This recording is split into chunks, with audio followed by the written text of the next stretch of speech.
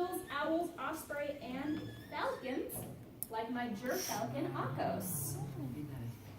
I'm sure the first thing you've noticed, though, is that stylish little hat. That is called a falconer's hood, and it's used to help keep him calm while he's traveling.